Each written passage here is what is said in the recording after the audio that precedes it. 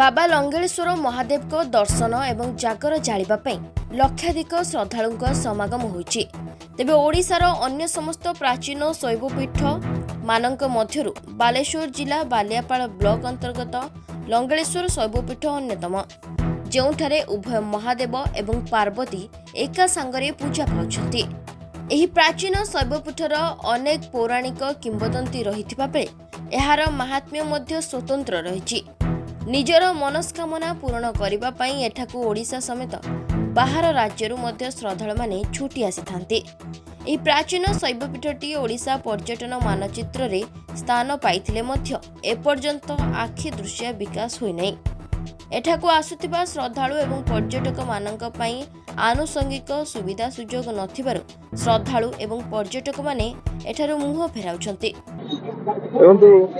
बालेश्वर जिले रे खाली नुह सारा ओडिशा रे लंगलेश्वर, भूषंडेश्वर, चंदनेश्वर एवं एठी निकट रे पुतुलेश्वर, तेणु ये महाशिवरात्रि बालेश्वर जिले रे नुह सारा ओडिशा रे ये महाशिवरात्रि को बहुत धूमधाम रे पालन करा जाउछि। तो ये आज मु 50 वर्ष भितर कथा कहबी, से व्यवस्था केबे भी नथिला, आज भी नाही। से व्यवस्थार आवश्यकता बहुत किछि अछि।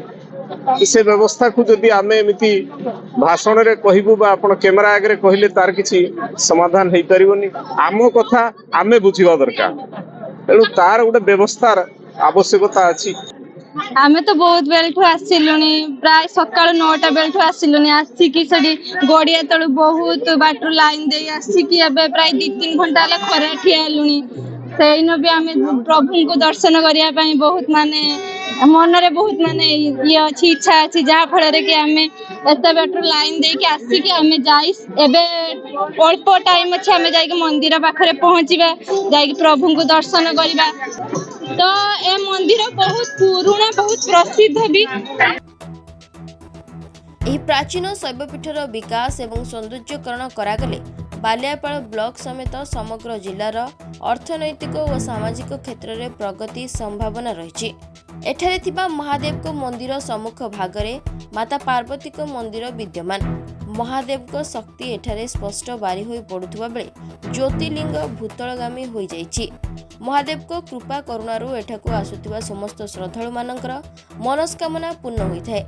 हमर एटा बहुत पूर्व कालर माने मंदिर, शिव मंदिर बहुत प्राचीन, तेणु एठारे बहुत माने पावरफुल मंदिर अच्छी। तेणु जिते लोक जे मानसिक करते आमर जहाँ शुणा कथा आम शांति बेड़ू तक मनस्कामना पूर्ण है। तेणु बहुत दिन माने बहुत दूर दूर लोक सब आसिकी भोर माने राति 3टा-4टारू लाइन लगे पूजा ये करती। से स्टॉलटा जदि आम मंदिर तरफ आगे पछे देवे यात्री सुविधा हम, से आम तरफ कहवा कथा दर्शक तरफ माने पूजक तरफ से मंतव्य। पौराणिक किंवदंती अनुसार स्वयं कैलासाधिपति महादेव माता पार्वती सहित एही ठारे आविर्भूत होइथिले। आविर्भाव हेला परे स्वयं महादेव लंगल धरी निकटरे थिबा 16सा पंठ को हल करी चाष करथिले। एहा परे लंगल रखी एही स्थान रे विश्राम नेथिले। सेथिपाई एही स्थानर नाम लंगलेश्वर नाम रे नामित होइछि। बालेश्वरु भरत दास को रिपोर्ट, न्यूज एक्सडिया।